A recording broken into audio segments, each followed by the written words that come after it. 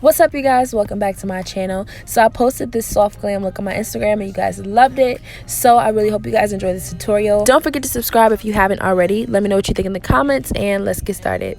So I was missing a clip in this video, so just to catch you guys up, all I did was I took some brown eyeshadow from my Sephora Pro palette and I'm applying that all over my lids. Next, I took my concealer and I'm going to apply that all over my crease so that my next shade has something to stick to, and apply that white creamy shade all over my lid. I applied some Bad Gal mascara by Benefit Cosmetics, and then the lashes that I'm wearing today are from my very own cosmetics brand, House of Mulan. So if you guys aren't following me on Instagram already, definitely want to do that so that you stay updated. So after that, I just did my normal foundation and highlight and contour routine, and of course all of these products will be listed down below for you guys to check out in the description box.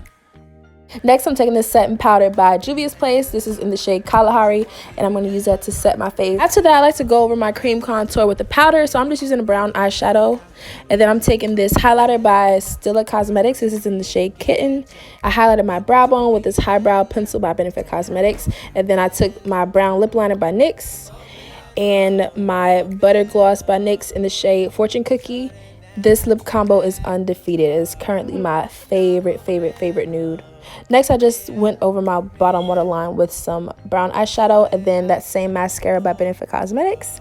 And you guys can see what a huge difference that makes. After that, I'm using that same highbrow pencil to highlight my waterline. And then I set my face with some Milani setting spray. And voila. So this is a super quick and easy soft glam. I really hope you guys enjoyed this video, and I will see you in my next tutorial. Bye, guys.